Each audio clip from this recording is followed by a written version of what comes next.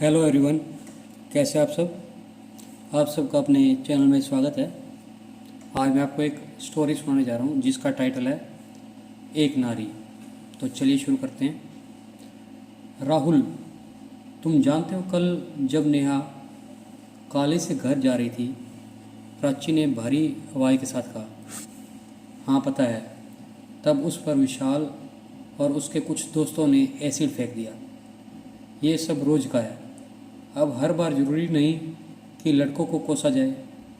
मैंने बिना चेहरे पर शिकन लाए कहा। प्राची के कदम अचानक रुक गए।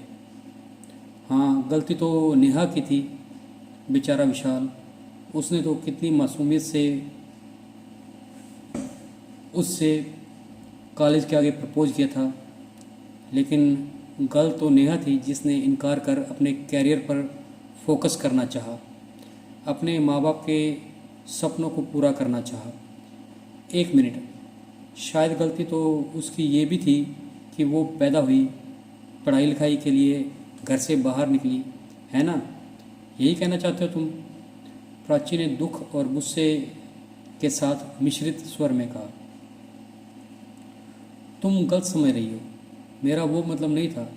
मैंने कहा, मैं नहीं चाहता था कि बीच कॉलेज कैंपस में कोई तमाशा हो और सभी प्रोफेसर और स्टूडेंट्स को मेरे ऊपर हंसने का मौका मिले।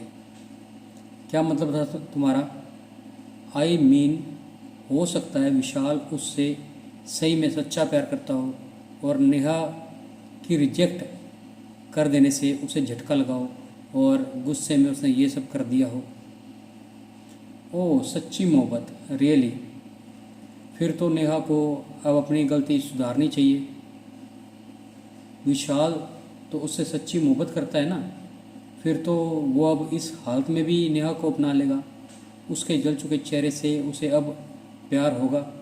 वो अब भी उन आँखों में डूबना चाहेगा जो कि एसिड से गल कर अंदर धंस चुकी हैं, क्योंकि वो तो उससे सच्ची मोहब्बत करता है। कितना शानदार तोहफा दिया है उसने नेहा को, वाह! प्राची ने एक सांस में कह दिया। उसकी आवाज़ में गुस्सा साफ झलक रहा था। अरे तुम, हाँ बोलो ना, क्या हुआ? कितने शानदार तरीके से उसने अपनी मोहब्बत का इजहार किया है। अब तो वो नेहा से शादी करेगा, उसकी ज़िंदगी संवारेगा, है ना। अब तो वो एक एसिड का तालाब बनवाएगा और उसमें कूदेगा, क्योंकि इससे तो उसका प्यार और मजबूत होगा।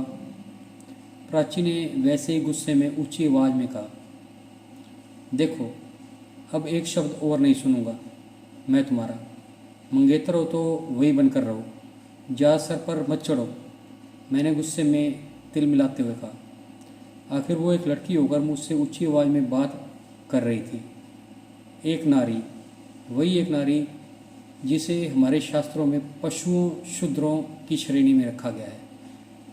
मुझे यानी कि एक पुरुष को गलत साबित करने की कोशिश कर रही थी। मैं इसे कैसे सहन कर सकता था? मंगेतर हूँ, नहीं थी।